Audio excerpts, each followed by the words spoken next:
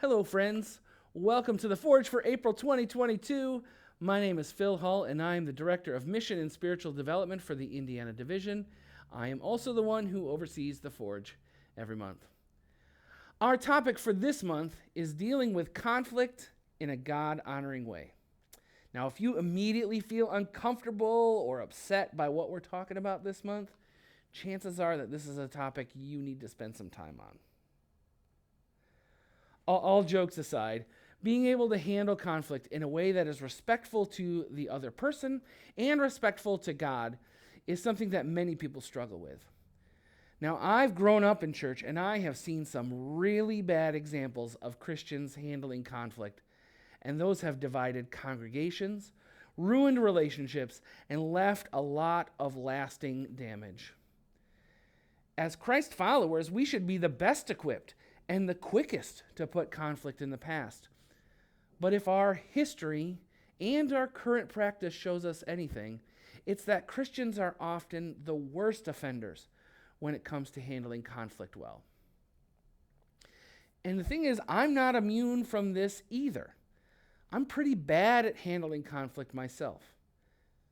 I believe that I've improved in this area, thank God, but I still have a long way to go myself in handling conflict well.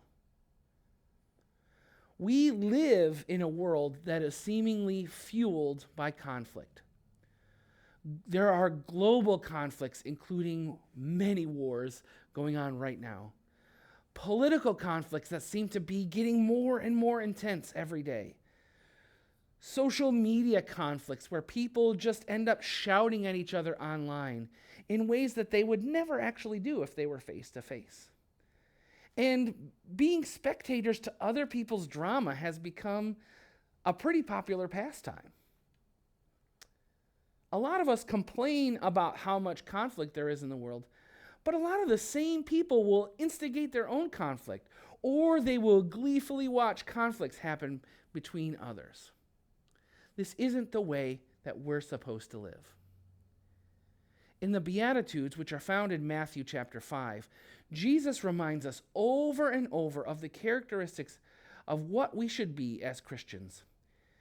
Some of the things he includes are things like meekness, hungering and thirsting for righteousness, being merciful, being pure in heart, and being peacemakers. All of these traits are essential to handling conflict in a way that is pleasing and acceptable to God. Later on in Matthew, in chapter 18, Jesus gives us a pretty specific structure for how we as Christians are supposed to handle conflict. It's simple and logical, and it's compassionate. But it's also a way of dealing with conflict that we often lose sight of when we're in the middle of all of our anger and our hurt and our frustration. But here's the way that Jesus tells us to handle conflict. If another believer sins against you, go privately and point out the offense. If the other person listens and confesses it, you have won that person back. But if you are unsuccessful, take one or two others with you and go back again, so that everything you say may be confirmed by 2 or 3 witnesses. If the person still refuses to listen, take your case to the church. Then if he or she won't accept the church's decision, treat that person as a pagan or a corrupt tax collector. The way that Jesus tells us to handle conflict is to go to the person directly and deal with it privately. Now, if that works, you can just move forward in a renewed relationship with that person. But if it doesn't work, Jesus tells us to bring 1 or 2 others that can serve as witnesses and accountability for both sides of the conflict. See, the conflict may be resolved by assigning responsibility differently than the offended person had thought. And if that still doesn't work, we bring it to the church to be handled by the wisdom and the discernment of the whole body. Now, this doesn't mean that we engage in gossip or we start bad-mouthing the person in secret. It means that we trust the others in the body to facilitate restoration, and to prevent division between believers. And then there's another step. Even if that doesn't work, Jesus said we should treat that person as a pagan or a corrupt tax collector. In the Jewish culture Jesus lived in, that would mean that they would be ostracized from the community. But then when we look at how Jesus treated tax collectors and others who were rejected by the community, we see that he continued to show them love and kindness with the goal of continuing to try and bring about full repentance and reconciliation. Nowhere does Jesus tell us to write people off or just remove them from our lives completely. Nowhere does he say to badmouth the other person or gossip about all of their mistakes. What he's telling us to do is to deal with the conflict in a way that brings about true healing and transformation of the relationship. Jesus ends the passage with some reminders that the way we handle conflicts between believers doesn't end with just the people involved. These conflicts also have eternal consequences.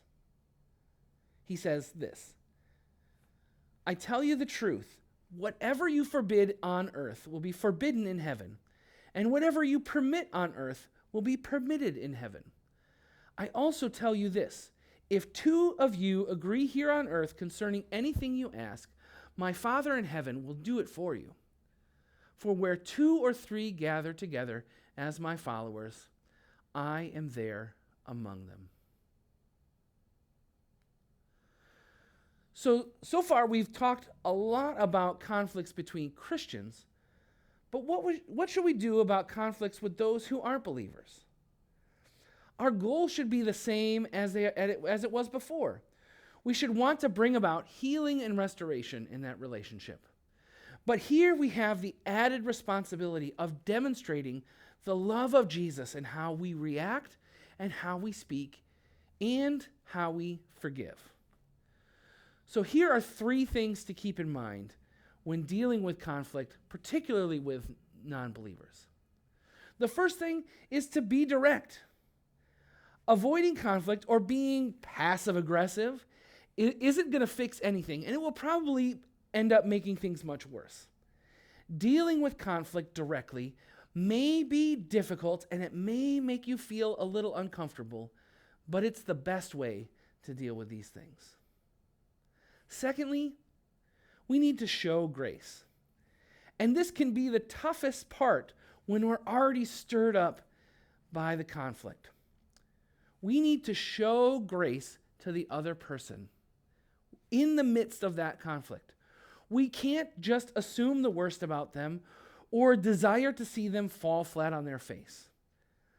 Our goal in these times of conflict is restoration whenever that is possible. So it's important that we give the other person grace, even if it's not reciprocated.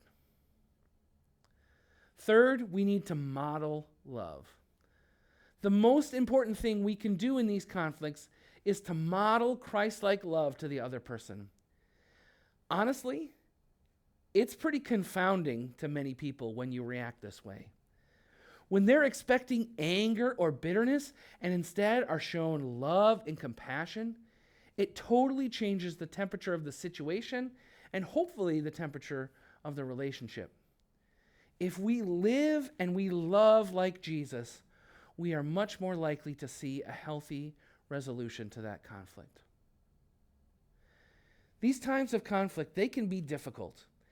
And there are going to be times where, despite our best efforts and all of our loving approaches, the conflict isn't going to be resolved the way that we want it to.